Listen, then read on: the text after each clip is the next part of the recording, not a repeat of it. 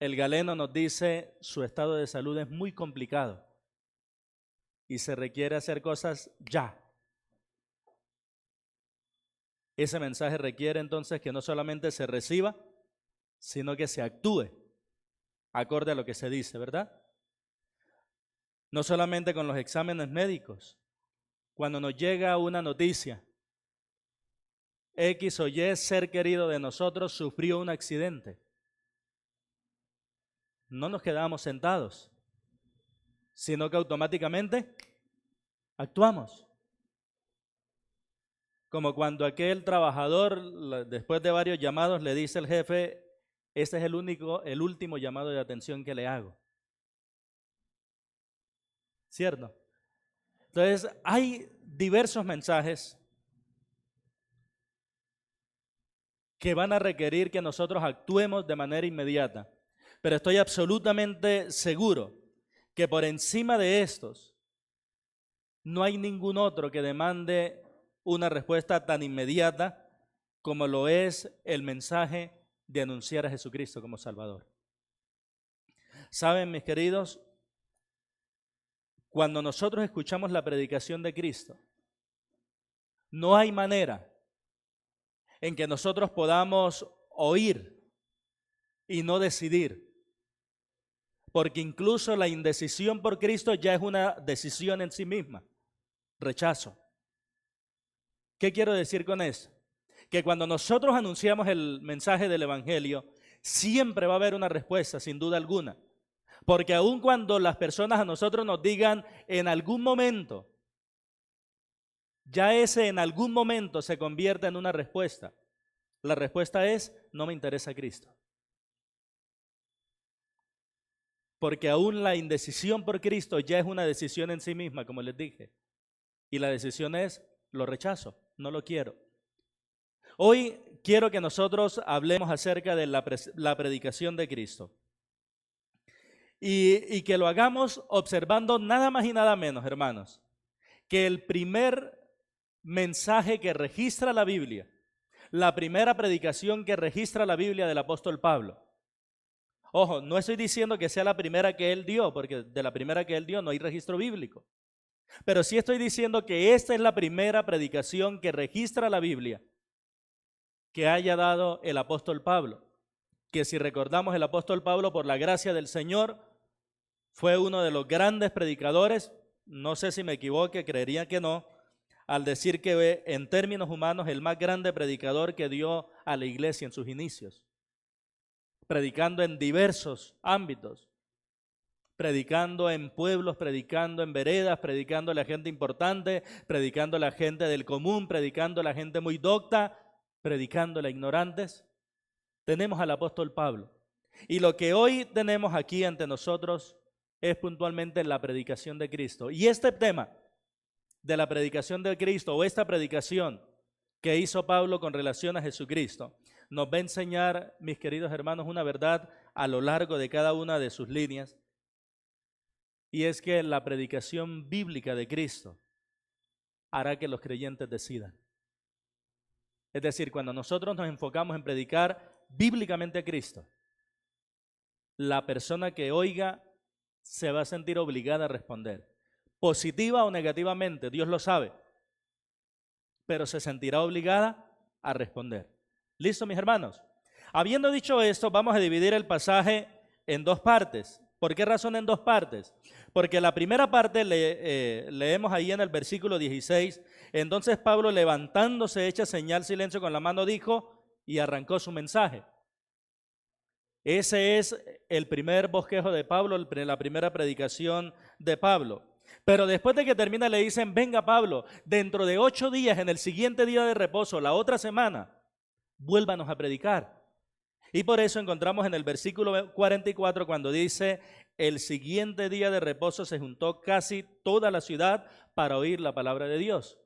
Es decir, que ese capítulo o esta porción del capítulo 13 de Hechos nos muestra dos predicaciones de Pablo. Una que hizo tan pronto llegó a Antioquía de Pisidia y la otra que hizo 8 días después. Y cada una de esas dos va a ser el punto principal de la enseñanza de hoy. Es decir, que hoy vamos a tener solamente dos divisiones del pasaje. La primera nos va a enseñar que la predicación de Cristo produjo impactó profundamente la sociedad antioqueña. Y la segunda, que la predicación de Cristo produjo reacciones, porque en los judíos produjo una cosa y en los gentiles produjo otra. Y basado en eso vamos a considerar el pasaje que hoy tenemos ante nosotros, mis queridos. Veremos en primer lugar, como está proyectado en nuestras pantallas, que la predicación de Cristo produjo impacto. Están Pablo y Bernabé en su primer viaje misionero. Y dice el verso 14, ellos pasando de Perge llegaron a Antioquía de Pisidia. Una preguntita, de pronto si alguno lo recuerda. ¿De qué lugar o en qué lugar quedaba la iglesia que envió a Pablo a este viaje misionero? ¿En dónde quedaba? ¿Quién lo recuerda? En Antioquía, pero esa Antioquía era Antioquía de Siria. Para que no la confundamos con esa que va a ocuparnos todo el resto del capítulo 13, esta es Antioquía de Pisidia. ¿Listo? Es como decir acá tenemos a Armenia y aquí, para que no se confundiera, pusieron Armenia, mantequilla, ¿verdad? Tenemos a San Antonio de Prado, pero también tenemos a San Antonio de Pereira. Entonces, así, en este pasaje tenemos a Antioquía de Siria, que es donde sale la expedición misionera de Pablo, la iglesia que los envía, y tenemos a esta Antioquía de Pisidia. Esta Antioquía de Pisidia es la que, y la región de ahí, Iconio, Libia, Listra, Iconio, Listra y Derbe. Iconio, Listra y Derbe es lo que comprende la región de Galacia y es a esta iglesia y las que están ahí al lado a las que Pablo después les envía la conocidísima carta a los Gálatas. ¿Recuerdan ustedes la carta a los Gálatas? Es a esta iglesia la que le envía. Esta iglesia junto a la de Iconio, de Listra y de Derbe, que son la región de Galacia. Entonces tenemos aquí una iglesia muy importante, que es la iglesia de Antioquía de Pisidia. Y Antioquía de Pisidia, mis queridos, estaba situada en una meseta 1000 metros sobre el nivel del mar. Recuerden que Pablo viene navegando sobre el nivel del mar, ¿no? Llega a una región en el versículo 14, que es ¿cuál? La primera que nombra, Perge. Pero no se quedan en Perge porque dice pasando Perge. ¿Por qué no predicaron en Perge? Ya vamos a mirar una posibilidad. Pero en Perge no predicaron, sino que automáticamente llegaron a Antioquía. ¿Qué quiere decir? Ellos venían sobre el nivel del mar y automáticamente se suben 1000 metros más. Los historiadores consideran que para esta época Pablo venía muy enfermo, con malaria, y quedarse al nivel del mar empeoraría su situación de salud. Por esa razón buscó la altura, porque ustedes saben que las enfermedades como de la malaria, cuando se está en una altura similar a la de Medellín, son mejor tratadas, ¿no? ¿Dónde podemos de pronto mirar algo para decir que quizá puede tener razón ese argumento? Como les dije, Antioquía de Pisidia es a donde se envía la carta a los Gálatas y precisamente en la carta a los Gálatas él les escribe esto. Ayúdenmelo a leer, por favor. Gálatas 4:13. Miren lo que les dice Pablo cuando escribe la carta. 1, 2 y 3.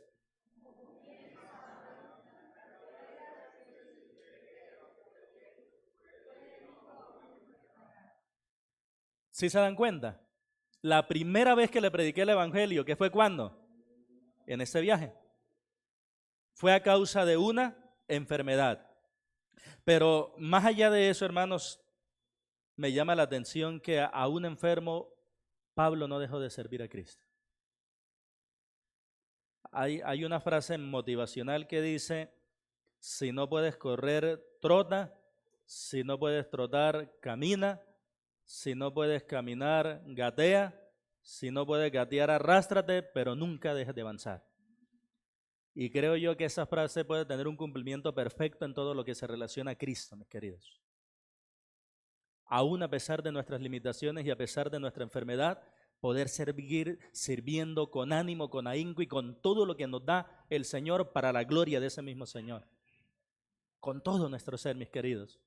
Y lo interesante, mis queridos, es que para llegar allá era una zona de difícil acceso, carreteras una de las más peligrosas y para completar llena de bandoleros, llena de ladrones. ¿Recuerdan cuando allá en 2 Corintios Pablo habla de su ministerio y dice, en peligros muchas veces, en ríos muchas veces, en peligros de ladrones muchas veces?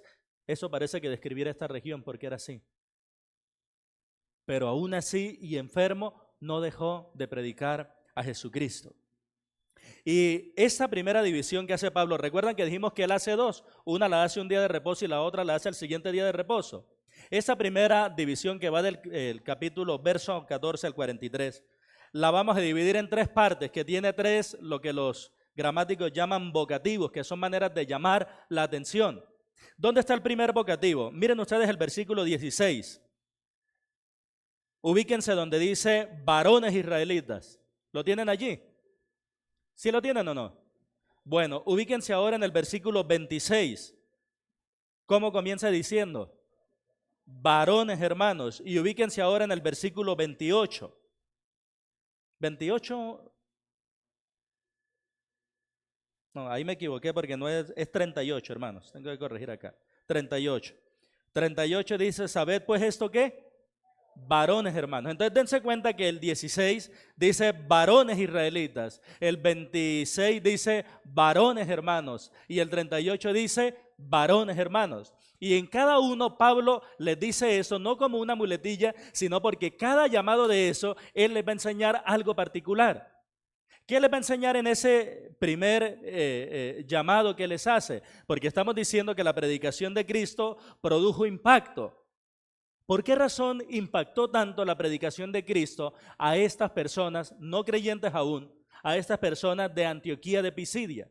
Mis queridos, impactó esta predicación porque oyeron que Cristo es la culminación de la historia. Es decir, cuando miramos los versículos 14 al 25, podemos observar que impactó oír que Cristo es la culminación de la historia. Miren, cuando ustedes observan desde el versículo 16, que es donde empieza Pablo, y hasta el versículo 25, que es donde termina esta primera idea, se van a dar cuenta de que todas las acciones que describe Pablo son acciones que hizo Dios a favor de su pueblo Israel. ¿Qué quiere decir? Que Pablo lo que hizo, él era un gran predicador, Pablo, ¿no? Era un gran predicador y como buen comunicador, como buen predicador, él sabía que para poder generar conexión con las personas debía buscar un terreno común. Debía buscar una zona donde estuvieran de acuerdo. ¿Y cuál era esa zona en la cual ellos iban a estar de acuerdo? Ya que Pablo se halla en una sinagoga compuesta por judíos y compuesta por gentiles que eran prosélitos ya temerosos de Dios. Esa zona común era que Dios siempre había cuidado a su pueblo Israel. Y si ustedes cuentan las acciones de Dios, se darán cuenta que hay 9 acciones de Dios allí. Desde el versículo 16, dice, varones israelitas y los que teméis a Dios. Miren lo que dice. El Dios de ese pueblo de Israel, ¿qué hizo? Ustedes me van a leer las acciones que hace Dios. El Dios de ese pueblo de Israel, bien, y, oigan, al pueblo, siendo ellos extranjeros en tierra de Egipto y con brazo extendido, los sacó de ellas. Y por un tiempo como de 40 años, los soportó en el desierto. Y habiendo destruido 7 naciones en la tierra de Canaán, les dio en herencia su territorio. Después, como por 450 años, les dio jueces hasta el profeta Samuel. Luego pidieron rey y Dios le dio a Saúl, hijo de Cis, varón de la tribu de Benjamín, por 40 años. Quitado ese, les levantó por rey a David, de quien dio también testimonio, diciendo, he hallado a David, hijo de Isaí, varón conforme a mi corazón, quien hará todo lo que quiero. De la descendencia de ese y conforme a la promesa, Dios. Bien. Se dan cuenta, mis queridos hermanos, que lo que hace Pablo es mostrar el cuidado providencial de Dios para con Israel. Lo inicia en el versículo 17 diciendo, el Dios de este pueblo escogió a nuestros padres. ¿Quiénes eran o quiénes son los padres o patriarcas de Israel? ¿Quiénes son? Abraham, Isaac, Jacob, y hay uno más considerado allí que es José. Entonces lo que Pablo hace es un recuento y dicen, miren que Dios utilizó a los patriarcas, después de los patriarcas Él utilizó a los jueces, después de los jueces Él utilizó a los profetas como Samuel, después de los profetas Él utilizó a los reyes como Saúl y David, y después de utilizar a los reyes como Saúl y David, Él levantó un heraldo para anunciar que ya había venido el Dios hecho hombre, y ese heraldo era Juan el Bautista. Y después de Juan el Bautista llegó aquel que anunciaba Juan el Bautista, que se llama Jesús. Entonces se los trae desde ese terreno conocido y les dice, miren, aquel que está descrito en la promesa, aquel que está descrito en la historia de Israel, es Jesús. Por esa razón ellos se impactaron porque oyeron que Cristo es la culminación de la historia. Cuando hablo de la culminación, es el punto perfecto, lo más alto, lo más sublime de la historia de Israel, es Jesucristo. Pero ¿desciende de quién? Según el versículo 22, ¿de quién desciende? Según el verso 22, ¿de quién desciende ese Salvador del mundo? Y a ese David me llama la atención que dice que se dio testimonio de David diciendo, he hallado a David, hijo de Isaí, varón conforme a mi corazón. Hermanos, cuando uno mira la historia, uno encuentra a David como un hombre que derramó mucha sangre. Uno encuentra a David que traicionó a uno de sus mejores hombres, a un hombre muy cercano para él, que era Urías. Y uno encuentra que ese David, después de haber traicionado a Urías y haberle embarazado a la mujer, termina de completar el cuento mandándolo a matar. Y cuando uno tiene eso en mente, uno se pregunta, ¿por qué Dios describe a David como el hombre conforme a su corazón? Y la respuesta es, mis hermanos, porque el hombre conforme al corazón de Dios no es aquel que nunca peca, lo cual no existe. El hombre conforme al corazón de Dios es aquel que es sensible, lo suficiente para que cada vez que peca se arrepiente de sus pecados y lo deje atrás para volver a su Señor. Y nosotros podemos vernos enfrascados en muchos pecados. Y en ocasiones los mismos que por años hemos querido dejar.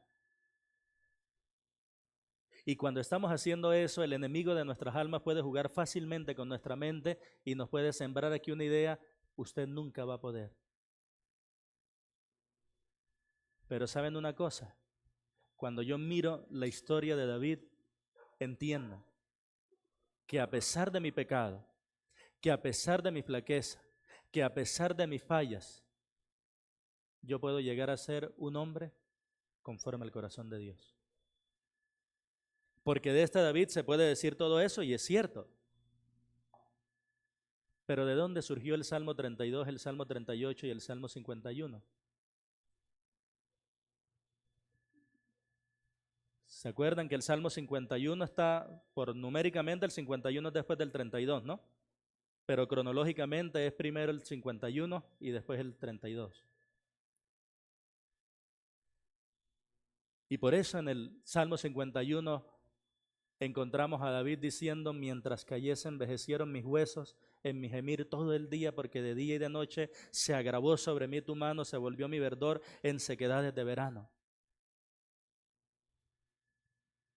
Pero en el Salmo 32, cuando ya ha confesado su pecado, cuando ya se ha apartado y por ende ha recibido la misericordia de Dios, el perdón de Dios, la limpieza de Dios, puede decir, cuán bienaventurado es aquel a quien Jehová no inculpa de iniquidad y en cuyo espíritu no hay engaño. Mi querido, entiéndeme esto que te voy a decir bien entendido. Al final de cuentas, el problema no es si pecaste o no. Al final de cuentas, lo más importante es si te arrepentiste. Es eso lo más importante. Porque nuestro pecado es terrible, claro, sin duda, horrible. Miremos la cruz y nos daremos cuenta cuán terrible es nuestro pecado. Pero precisamente fijémonos en esa cruz y démonos cuenta cuánto perdón y limpieza hay para todo aquel que lo confiesa y se aparta. Y tú puedes ser un hombre conforme al corazón de Dios, y tú puedes ser una mujer conforme al corazón de Dios. ¿Cuándo? ¿Cuando nunca peques? No. Cuando confieses tu pecado y vuelvas a tu Señor para que Él te perdone y te limpie. Amén. Ese es el recuento que hace el apóstol Pablo de esta historia de David, ¿cierto? Pero a ellos les impactó por un lado oír que Cristo es la culminación de la historia. Pero saben que enlazado con lo que termina de decir ahí los últimos versículos, dice el versículo 24 y 25, ayúdamelo a leer como ustedes lo saben leer, con voz bien fuerte y esperándose los unos a los otros. Versos 24 y 25, por favor. 1, 2 y 3.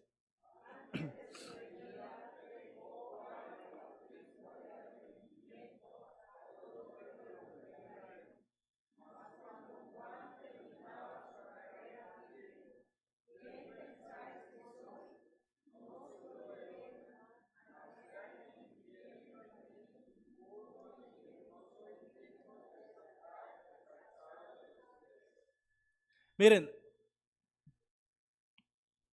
cuando el Señor Jesucristo habló de Juan el Bautista, dijo estas palabras: no ha nacido uno más grande que Juan el Bautista. Lo dijo el Señor Jesucristo.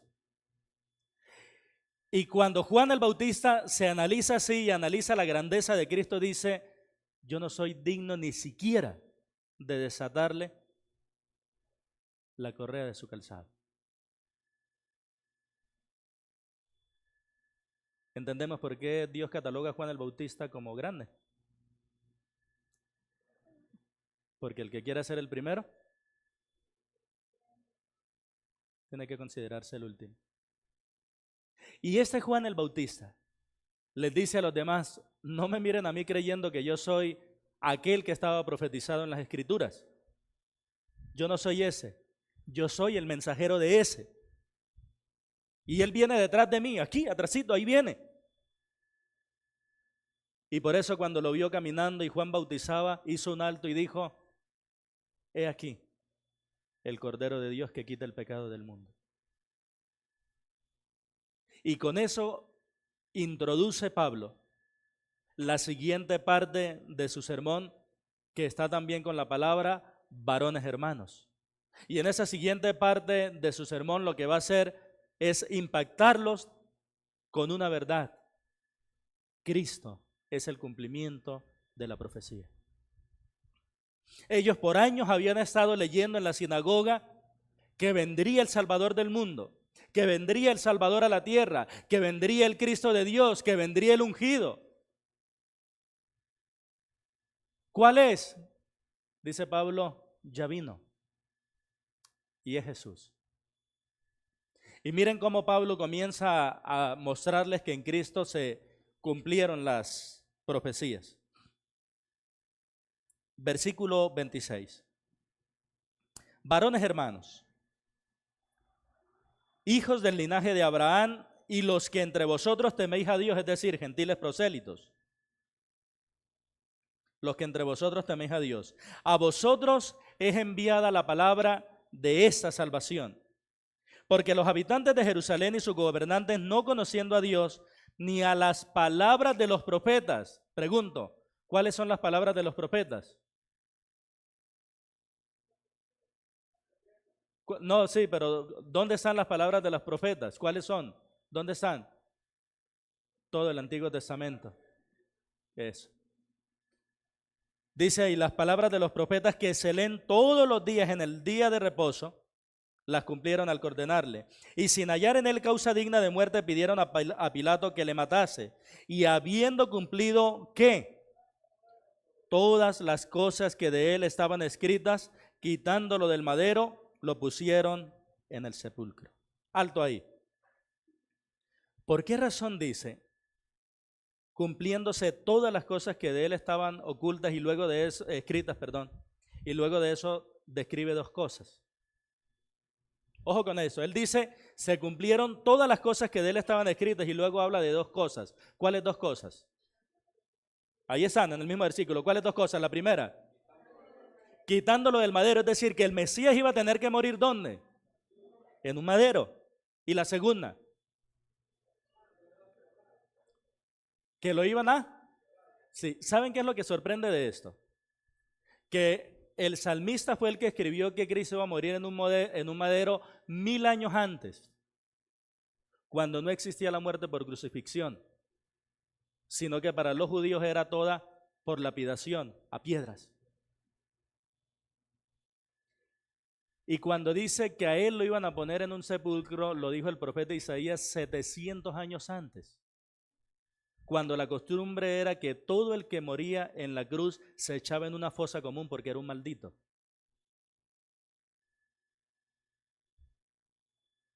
Y solo la palabra del Señor puede, como lo dice en Isaías, ¿quién puede decir desde el comienzo lo que pasará al final? Y nuestro Señor, con 1 milenio y con 7 siglos de anticipación, dijo cómo iba a morir y cómo iba a ser enterrado su Mesías. Cuando no existía la muerte por crucifixión y cuando a los criminales se les enterraba de una manera diferente. Pero cuando leemos en Isaías profetizado y luego leemos en los evangelios el cumplimiento, encontramos a un hombre llamado José de Arimatea. ¿Lo recuerdan?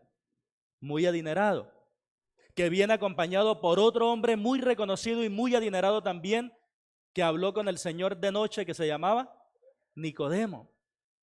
Y entre los dos piden el cuerpo del Señor y lo envuelven en un lienzo y traen especias aromáticas y tiene una sepultura como sepultura de rey, lo cual era impensable para un criminal. ¿Por qué se dieron todas esas cosas? Porque así estaba escrito en la profecía. Y Pablo agarra estos elementos y dice, mire cómo murió Cristo y miren cómo fue enterrado Cristo. Él es el Salvador prometido. Yo les he dicho a ustedes que en reiteradas ocasiones que cuando se habla de profecía, siempre es interesante la subjetividad con la que pueden interpretar las supuestas profecías. En una ocasión yo estaba mirando un programa de historia y decían las asombrosas profecías de Nostradamus. Y las asombrosas profecías de Nostradamus era algo así como chivo rojo, vaca muerta, ternero acostado. ¿Qué puedo interpretar yo de ahí? Millones de cosas. Pero ¿cuántas clases de muerte podía morir el Mesías? Una. ¿Y cuántas clases de sepultura podría enfrentar el Mesías? Una. Vemos la precisión de la palabra del Señor, ¿verdad? Sigue diciendo, por favor, verso 30. Bueno, es que quitándolo del madero lo pusieron en el sepulcro, 30. Mas Dios lo levantó de los muertos. Y él se apareció durante muchos días a los que habían subido juntamente con él de Galilea a Jerusalén, los cuales ahora son sus testigos ante el pueblo. ¿Testigos de qué? Muy bien. Ojo con esto. ¿Testigos de la? Muy bien. 32, ¿verdad? Y nosotros también nos anunciamos el evangelio de aquella promesa hecha a nuestros padres. ¿Cuál era aquella promesa hecha a nuestros padres? Que el Mesías iba a resucitar. Verso 33. Esa promesa Dios la ha cumplido a los hijos de ellos, la cual Dios ha cumplido a los hijos de ellos, a nosotros. ¿Cómo la cumplió Dios? Resucitando a Jesús. Es decir, ¿de qué viene hablando todo este pasaje? ¿De qué viene hablando todo este pasaje? De la resurrección de Cristo. Es decir, que toda la profecía estaba encaminada a decir que el Mesías iba a morir, pero que también el Mesías iba a... Muy bien, sigamos entonces en la lectura. Verso 33, ¿verdad? A nosotros resucitando a Jesús, como está escrito también en el Salmo 2, mi hijo eres tú, yo te he engendrado hoy. Un alto aquí. Mi hijo eres tú, yo te he engendrado hoy. Los testigos de Jehová, los mormones, niegan que Jesucristo es Dios. Y dicen que Jesucristo no es Dios, sino que es la criatura más importante que creó Dios. Si eso es verdad, entonces Él no es el Dios creador, Él es una criatura más, sujeta a limitaciones como nosotros. Y uno de los pasajes que ellos dicen o usan para decir que Jesucristo no es Dios es este. Y lo sacan y lo leen. Mire lo que dice la Biblia, pero léalo en su Biblia si quiere. Y uno lo lee y por arribito uno diría, pues sí, ¿no? Yo te he engendrado hoy. Ahora hay un pequeño, grandísimo problema ahí. Que el tema que se viene tratando no es el nacimiento. El tema que se viene tratando es ¿qué? La resurrección. Entonces aquí no me está hablando de Belén, aquí me está hablando del Gólgota. Y de lo que 3 días después pasó del Gólgota. Por eso cuando dice, mi hijo eres tú, yo te he engendrado hoy, no quiere decir que en un momento comenzó a existir Cristo, como ellos lo hacen ver. Lo que quiere decir es que con la resurrección de Cristo, el Padre vindicó que Él es Rey de Reyes y Señor de Señores.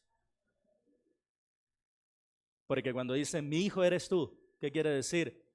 Tú eres Rey, así como yo soy Rey. Del mismo modo que cuando Cristo dijo, tú eres mi Padre, o Padre nuestro que estás en los cielos, ¿por qué querían apedrearlo los judíos? Porque cuando decían mi Padre, Él decía que era igual. Correcto. Por esa razón, mis hermanos, cuando citan esto, recuerden el contexto. No está hablando aquí del nacimiento, de la natividad. No está hablando de eso. Está hablando de la resurrección. ¿Recuerdan Romanos capítulo 1, versículo 4, que fue declarado Hijo de Dios por la resurrección de Jesucristo de entre los muertos? Es de eso de lo que se viene hablando. Verso 34, mis queridos, sigue hablando el tema de la resurrección, que es el cumplimiento de las profecías. Y en cuanto a que le levantó de los muertos, ¿cómo se llama eso? Eso, para nunca más volver a ver corrupción, lo dijo así: os daré las misericordias fieles de David. Por eso dice también en otro salmo, no permitirás que tu santo, vea corrupción. ¿Qué es eso de os daré las misericordias fieles de David? En otra traducción lo pone así, puede ser más comprensible, hermanos. Yo te daré las bendiciones sagradas que le prometí a David. ¿Cuál es la bendición sagrada que Dios le prometió a David? Que de su simiente vendría uno que no se iba a podrir en la tumba. ¿Qué es lo que significa no ver a corrupción? Y esa profecía se la dio Dios a David, pero nosotros estamos seguros de que no era en cumplimiento para David. ¿Por qué razón? Porque el cuerpo de David se pudrió. ¿A quién apuntaba entonces esa profecía?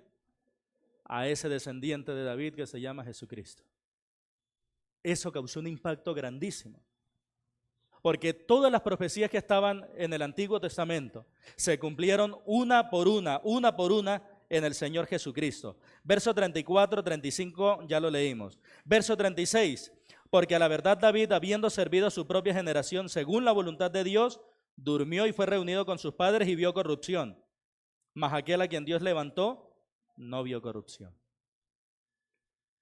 Quedaron impactados porque se dieron cuenta, probado por las Escrituras, que todas las profecías se cumplieron en Cristo.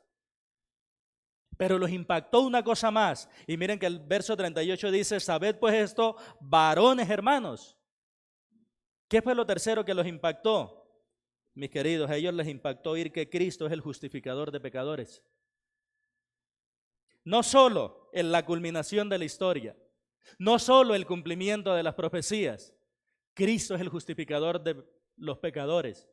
Por eso en el verso 38 habla del perdón. Por eso en el verso 39 habla de la justificación.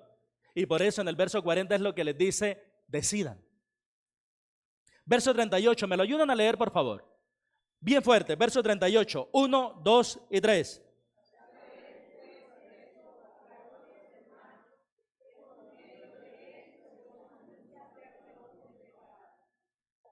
¿Qué anunciamos hoy por medio de Jesucristo? Eso es lo que anunciamos. No anunciamos una vida libre de enfermedades, no anunciamos una vida libre de problemas económicos, no anunciamos una vida libre de problemas en el hogar, no anunciamos eso. Anunciamos que en Jesucristo hay perdón de pecados. Porque mis problemas económicos un banquero me los resuelve. Porque mis problemas de salud un médico me los resuelve. Porque mis problemas familiares un consejero me los resuelve. Pero ¿quién me resuelve mi pecado? Solo Cristo. Por eso cuando anunciamos a Cristo debemos anunciar una sola cosa de Él, que en Él hay perdón de pecados. Y si hay perdón de pecados, yo tengo que estar consciente que he ofendido al Señor. Porque si no, ¿qué me va a perdonar Él a mí? Por eso antes de la buena noticia es bueno dar la mala noticia, ¿no? Que hemos ofendido al Señor y necesitamos el perdón de pecados. Pero no solamente hay perdón de pecados, ¿qué más hay según el verso 39? Y que de todo aquello que por la ley de Moisés no pudisteis ser justificados, en Él es justificado todo aquel que cree. Justificar, o la palabra justificado, significa no deberle nada a Dios, en palabras sencillas. Que yo no tengo cuentas pendientes con Dios. Que cuando el Señor dijo, consumado es en la cruz, toda la deuda de mi pecado fue borrada. Y por eso cuando voy ante el estrado judicial de Dios, ¿por cuáles pecados te voy a condenar? Mi listado ahora está en blanco, no hay ninguno, John Frey. ¿Y qué dice Dios? Ay, bravo, John Frey se portó muy bien. No. Lo único que dice Dios es, te acogiste a la gracia que te dio, que te doy por medio de mi Hijo. ¿La aceptaste por la fe? Eso es lo único que puedo decir. Y me agrada que sea así, hermano, porque eso es lo único que me da confianza para saber que después de partir de este mundo, con toda seguridad, entraré a la casa de mi Padre. No porque yo sea bueno, sino porque el bueno murió por mí.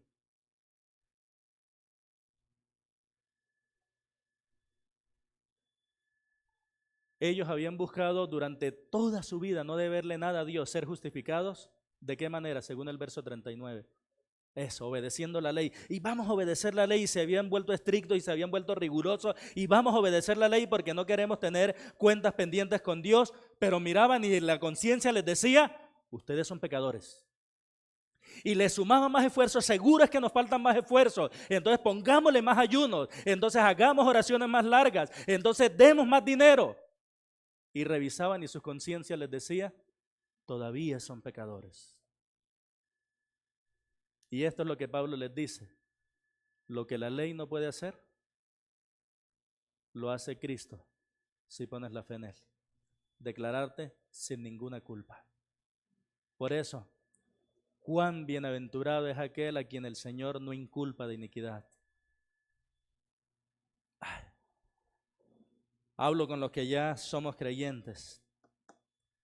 No se les hace dulce o no se les hizo dulce el día en que ustedes supieron que Cristo les perdonó todos sus pecados. Yo creo que ese día puede ser superado únicamente por el día en que le veamos cara a cara para adorarle y agradecerle.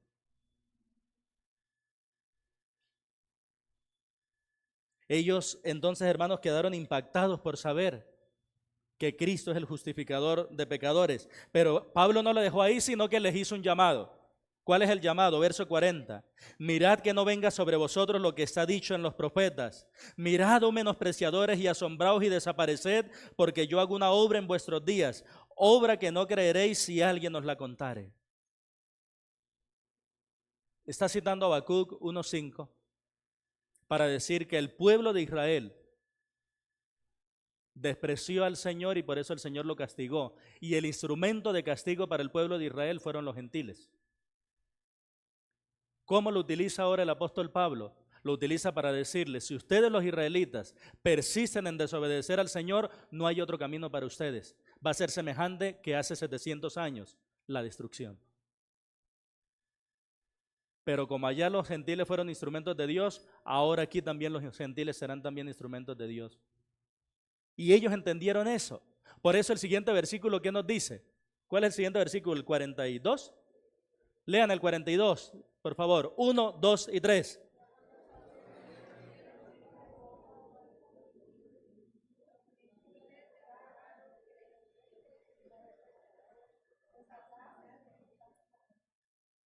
Ellos entendieron. ¿Qué entendieron? ¿Qué entendieron los gentiles? Dios también nos salva a nosotros. Y por eso fue que les dijo, hermanos, dentro de 8 días, vuelvan para que nos enseñen. Oiga, cuán bonito es cuando uno está compartiendo el evangelio y la persona termina uno la clase y le dice, ¿cuándo vuelve? ¿Cierto? Le dice, ¿cuándo vuelve? Porque hay un anhelo por conocer al Señor. Hermanos, la alternativa que Pablo le dio a esa audiencia es la misma alternativa que hoy damos nosotros. Presentamos a Cristo, o se acepta o se rechaza, no hay término medio.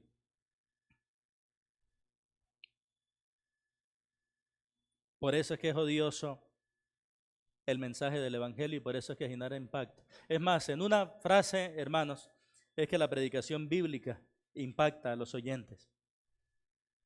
Cuando se hace de una manera bíblica, esa predicación bíblica impacta a los oyentes. Miramos entonces, hermanos, que la predicación de Cristo, como lo consideramos en los versos 14 al 43, produjo un impacto, ¿verdad? Pero también quiero decirles en segundo lugar que la predicación de Cristo produjo reacciones. ¿Qué reacciones se produjeron? Versos 44 y 45. El siguiente día de reposo se juntó casi toda la ciudad para oír la palabra de Dios.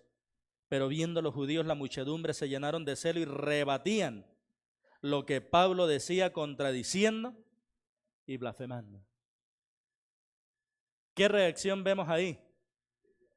Eso, que los judíos se llenaron de celo, ¿cierto? De envidia. Imagínense, casi toda la ciudad con deseo de oírlos. Esa es una reacción al evangelio, hermanos. Que haya personas que se van a poner de frente y nos van a cerrar la puerta en la cara y nos van a echar agua y nos van a acusar de cosas. Eso es una reacción natural. Pero hay otra reacción y es la que muestra cuál es la respuesta de estos predicadores ante los celos de los judíos. Versos 46 y 47. Entonces Pablo y Bernabé, hablando con denuedo, dijeron, a vosotros a la verdad era necesario que se os anunciase primero la palabra de Dios, mas puesto que la desecháis y no juzgáis dignos de la vida eterna, he aquí nos volvemos a los gentiles, porque así nos ha mandado el Señor diciendo, te he puesto para luz de los gentiles, a fin de que seas para salvación hasta lo último. Muy bien. ¿Qué hicieron Pablo y Bernabé? A medida que los gentiles, los judíos se llenaron de celos, ¿qué hicieron? Hablaron con valentía, hablaban con denuedo. Y observen ustedes la acusación que ellos le hacen. Puesto que desecháis la palabra y no os juzgáis por dignos de la vida eterna. ¿Qué significará esa frase? No os juzgáis por dignos de la vida eterna. Porque yo, por ejemplo, yo sé que yo soy indigno de la vida eterna porque no me la merezco. Pero ¿qué significa esa frase? No os juzgáis por dignos de la vida eterna. Voy a tratar de ilustrarla con esto. Ustedes se han encontrado con personas que se ofenden si les regalan cosas. ¿Sí se han encontrado? Porque para ellos es como una humillación. ¿Sí les ha pasado así, verdad? Yo recuerdo que en una ocasión supe de un hermano que tenía una necesidad y entonces hicimos un mercado, lo llevamos y tan pronto llevé el mercado, la respuesta del hermano fue darme un regaño que ustedes no se imaginan. Porque él se sintió humillado. Y una vez a mí me dijeron, John, ¿a usted le molesta si es que tengo aquí unas camisas y unos pantalones, me gustaría que los midiera y a usted le molestaría si se los regalo? Y yo, no, pues ¿cómo me voy a molestar? Ya no, es que pensé que de pronto me pudiera ofender. Y él, no, pues sígame ofendiendo. Entonces, ¿cuál es la idea, hermanos, de esas personas que se molestan porque les den un regalo? Ellos se molestan porque para ellos es una humillación. ¿Es que usted piensa que yo no tengo para comprarme un pantalón? Ahora apliquemos eso a lo que está diciéndole Pablo a los judíos. Vosotros no juzgáis por dignos de la vida eterna, que la reacción de los judíos es: yo no necesito la gracia de Dios, yo me la puedo comprar la salvación solito. ¿Sí vamos? Eso es lo que significa. No necesito que Dios me la regale, yo solito puedo. Y esa es la respuesta de todo aquel que rechaza a Jesucristo. Esa es la respuesta de todo aquel que no se humilla ante Cristo para recibirle como su único Salvador. Lo que le está diciendo es: Dios, yo no te necesito, yo solo puedo. Y la verdad es que tú solo nunca vas a poder. Por eso vino el Hijo de Dios a morir en la cruz por ti. Esas son las reacciones que se están dando. Por un lado, los judíos se llenan de celo. Por otro lado, Pablo y Bernabé no aflojan, le hablan más firmemente. Pero falta un grupo. ¿Cuál grupo falta? Si ya están los judíos, si ya está Pablo y Bernabé, ¿cuál grupo falta? Los gentiles. ¿Qué reacción tuvieron los gentiles? Sigamos leyendo, por favor. Verso 48. Los gentiles oyendo esto. ¿Oyendo qué? Que ellos iban a ser salvos, porque el verso 47 dice: te he puesto por luz a los gentiles. Cuando ellos oyeron esto, se regocijaban y glorificaban la palabra del Señor. ¡Ah, qué lindo! Miren, se regocijaban y glorificaban la palabra del Señor.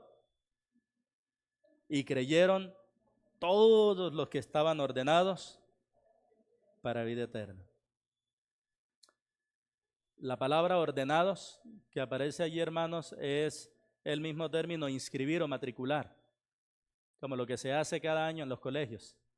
Esa es la idea. Los que estaban ordenados para vida eterna, es decir, los que estaban inscritos o matriculados para vida eterna. En algunas ocasiones se hace una oración que dice: Señor, escribe mi nombre en el libro de la vida, ¿verdad? No es necesario, los que están escritos están inscritos. Lo que ocurre es que ninguno de nosotros sabe quién está inscrito. ¿Qué necesitamos entonces para saber quién está inscrito? Predicar el evangelio. Y entonces el evangelio es ese imán que agarra a los que están inscritos y le dice: venga para acá. Y a los que no están inscritos, pues sencillamente los deja convencidos de sus pecados. Por eso la necesidad que tenemos de seguir predicando el evangelio de Jesucristo. Mis hermanos, el verso 49 nos dice que la palabra del Señor se difundía por toda aquella provincia. ¿Recuerdan que yo les dije al inicio cómo se llamaba esa provincia? Eso, por toda Galacia. Pregunta: ¿quién la difundió? Porque Pablo y Bernabé eran muy poquitos, 2 para toda una región eran muy poquitos. Todos aquellos que estaban inscritos para vida eterna, todos ellos. ¿Qué quiere decir, hermanos? Grabémonos esto en nuestro corazón.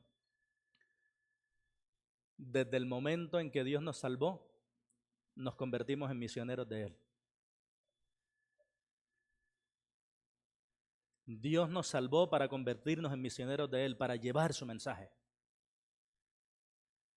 Pastor, pero es que yo no he ido al instituto bíblico, ellos tampoco. Pastor, pero es que yo no tengo títulos, ellos tampoco. Lo único que ellos tenían era la salvación en Cristo y usted también la tiene. Podemos predicar el evangelio de Jesucristo. Pero, hermanos, donde la semilla está llevando frutos, Satanás viene para oponerse. Verso 50. Pero los judíos instigaron a mujeres piadosas y distinguidas y a los principales de la ciudad y levantaron persecución contra Pablo y Bernabé y los expulsaron de sus límites. Ayer estuvimos en reunión tanto con el hermano Eber como tesorero, como con el hermano Pedro como pastor de la iglesia en Itagüí, porque tenemos un inconveniente con el lugar de reunión y ya no vamos a poder estar más ahí. Yo se los dije cuando empezamos Hechos. Desarrollar la obra del Señor va a traer problemas, hermanos. Pero no nos vamos a milanar por los problemas. En el nombre del Señor Jesús los vamos a enfrentar. Y el Señor va a dar la victoria. Amén. Vamos a orar, vamos a actuar y el Señor se va a glorificar. Pablo y Bernabé no se quedaron callados cuando los contradijeron. Les hablaron con denuedo. Y el obstáculo que se presenta, hermanos, es una oportunidad más para ver el poderoso obrar de Dios y lo vamos a ver. Amén. Oremos por eso, por los hermanos en Itagüí, que por cierto los visitaré el otro domingo, si Dios quiere, para darles ánimo. Los expulsaron de sus límites, ¿verdad? Y miren lo que ellos hicieron. Ellos entonces sacudieron contra ellos el polvo de sus pies, sacudiendo contra ellos el polvo de sus pies, llegaron a Iconio. Esta acción se la dio el Señor a los discípulos. ¿Se acuerdan? Vayan y si no lo reciben, eso, sacúdense el palo, eso. Muy bien. Y eso viene desde el Antiguo Testamento. ¿Por qué razón? Porque los israelitas consideraban que la tierra de Israel era tan santa que traer polvo de la tierra gentil era contaminarla. Por eso el polvo que ellos traían cuando venían de viaje de sus lugares para adorar en el templo en Jerusalén, ellos querían dejarlo antes de entrar. Querían dejarlo afuera. ¿Qué está haciendo Pablo con esto? ¿Ustedes quieren seguir en su contaminación? Yo soy responsable de la vida de ustedes. No soy responsable de la vida de ustedes. Pero termina el escritor, el historiador Lucas, con una nota de ánimo. ¿Cuál es la nota de ánimo? Último versículo, el 52. ¡Ay! Y los discípulos estaban llenos de gozo y llenos del Espíritu Santo. Mis hermanos, lo hemos dicho, lo hemos remarcado y permítanme volverlo a decir. La predicación bíblica de Cristo exige respuesta de los oyentes. O un rechazo como el de los judíos, o una aceptación como lo de las gentiles, pero no hay término medio. Hermanos, este pasaje nos ha enseñado que la predicación bíblica de Cristo produjo impacto, pero también reacciones diferentes, ¿cierto? Es decir, que la predicación de Cristo impactó, pero también dividió los que son de Dios y los que no. Y yo les quiero decir esto y motivar a los que ya somos creyentes, mis queridos. No malgastemos el tiempo, las palabras y las energías hablando o prometiendo cosas que Cristo no ha prometido, ni cambiando el mensaje central que se nos dio con relación a Cristo, y es que Cristo vino para dar su vida por los pecadores. Mantengámonos en esa sencillez de mensaje. Cristo murió por ti. Pablo no lo dijo. Dijo Pablo, yo doy gracias que puedo hablar en lenguas más que ustedes, pero me he propuesto saber una sola cosa. ¿Cuál cosa? A Jesucristo y a este crucificado. Y él estaba consciente y por eso dijo, yo sé que la palabra de la cruz es locura para los que se pierden. Yo lo sé, pero es que también sé que agradó a Dios salvar a los creyentes por la locura de la predicación. Mis hermanos, ¿para qué ponernos a pelear que si María tuvo más hijos, que no tuvo hijos? Que si el anticristo es el César, el Papa, ¿para qué? Eso ni quita ni pone, hermanos. El mensaje tiene que mantenerse intacto. Y el mensaje es que Cristo vino a morir por los pecadores. Que Cristo vino a buscar lo que se había perdido.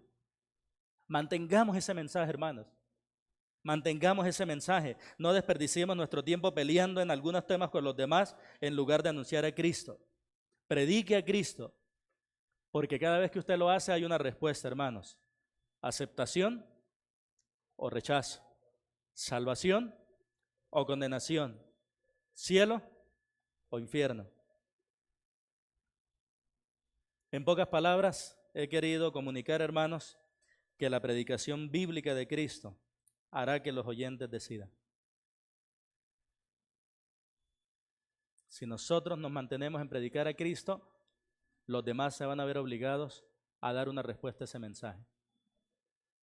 Y si alguien hoy ha venido sin Cristo, yo quiero enfatizarle eso, que usted puede rechazar a Cristo, usted puede aceptar a Cristo, pero nunca podrá ignorarlo. Utilizando lenguajes tecnológicos, Cristo no puede ser dejado en visto.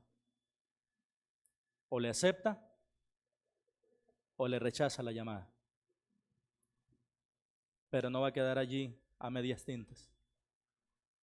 Si usted hasta hoy ha estado rechazando a Cristo, yo le invito a que renuncie a su pecado, a que renuncie a ese orgullo y por la fe venga a Jesucristo para que Él le salve.